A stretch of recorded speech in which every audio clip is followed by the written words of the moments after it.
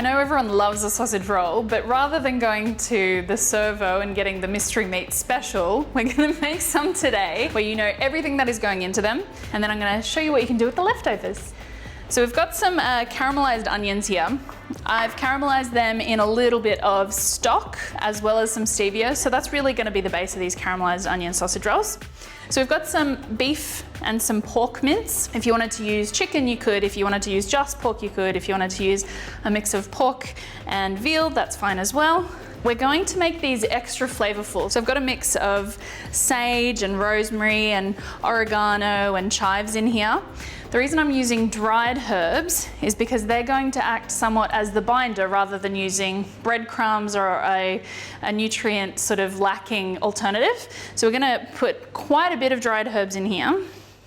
So in terms of the dried chives, we've put chives in there on top of caramelized onion, and then I'm gonna add some flaked onion as well. So we really want that flavor to sing through this sausage roll recipe. We've got some granulated garlic. You could also use powdered if you have that instead, and some smoked paprika. And then we're gonna add 2 eggs.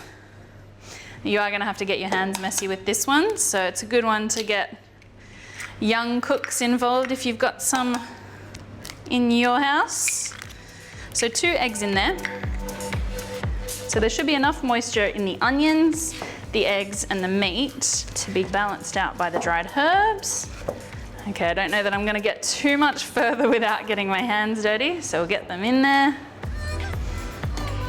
So you really want to incorporate this well so that each mouthful that you take has got a bit of everything. You could put this in the fridge overnight in an airtight container and let the flavors infuse even more. And if you wanted to put half of it aside, and this is that leftovers I was talking about, you can make tiny little meatballs. So 2 recipes in one. Save yourself the time. You've half prepped for dinner tomorrow night too. So because we don't have any filler in terms of breadcrumbs or anything else like that, at this stage this is gluten-free and grain-free. So if you were going to make those meatballs, they're perfectly acceptable for any celiacs or any other dietary requirements in your life, that sense. And if you have access to gluten-free puff pastry, which is now readily available, so we've got our meat mixture there, and this is still a little bit dirty, so if you've got one cleanish hand and one dirty hand, that's not a problem. So we're gonna put some, in the bottom third is about right. I wanna pull it out. Now I recently surveyed my Instagram people and they told me that long and skinny is the way to go, so we're gonna make long and skinny sausage rolls today. So I know they're gonna squish out a little bit at either end as I roll them, so I'm just gonna leave a little bit of a gap. And then we're going to peel that up. And you really want to be able to seal it on the bottom. So this is gonna make one really big long and skinny one, or we can cut it in half, or even if you wanted to make party size, that's also good. So I think that's still a little bit too much for a single serve, so I am going to cut that in half before we put it on our tray to cook.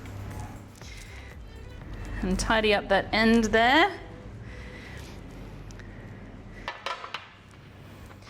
So we've got this Rayco tray with all this hexagonal shaping on there, and that allows a little bit more even crispiness for our sausage rolls. So I'll pop that aside and make the next one. So you could easily put one in the lunchbox, one for dinner. They already smell good, so I can only imagine what it's going to be like when the heat hits them.